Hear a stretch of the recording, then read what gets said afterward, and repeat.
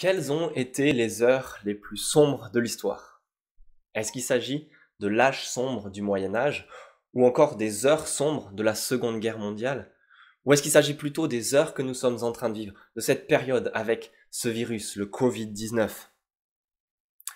Le temps nous le dira avec du recul, mais je suggère que les heures les plus sombres de l'histoire de l'humanité, de l'histoire avec un grand H, se trouvent visibles dans la Bible, dans l'évangile écrit par Luc au chapitre 22, entre les versets 39 à 53.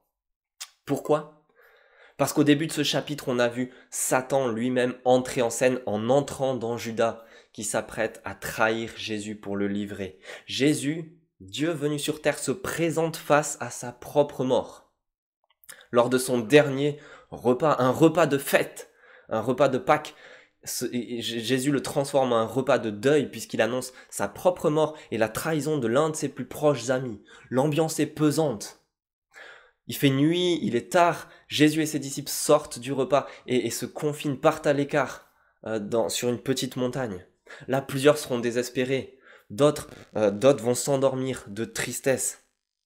Jusqu'à ce que Jésus annonce cette phrase qui claque face à ceux qui viennent l'arrêter avec Judas au verset 53. C'est maintenant votre heure et celle du pouvoir des ténèbres, des heures sombres. Pourquoi? Parce que Jésus, dans cet épisode, s'apprête à prendre une coupe, qui n'est pas une coupe de victoire, mais une coupe de souffrance. Il prie dans cet épisode, Père, si tu voulais éloigner de moi cette coupe, s'il te plaît, éloigne cette coupe de moi. Toutefois, que ce soit pas ma volonté qui se fasse, mais la tienne. Cette coupe représente, à cette époque, dans cette culture, sa mort.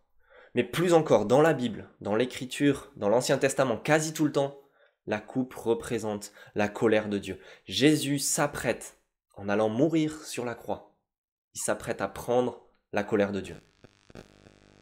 Des heures sombres. Mais pourquoi? Pourquoi? Imaginez que le vaccin contre le coronavirus réside dans une personne qui est absolument saine, même pas porteuse de ce virus, qui accepte de se sacrifier pour je ne sais par quel moyen produire un vaccin qui guérirait absolument tout le monde et qui nous libérerait de l'emprise de la peur de ce virus. Si tel était le cas, et si une personne se sacrifiait, on serait prêt à l'applaudir plus que 5 minutes à nos balcons.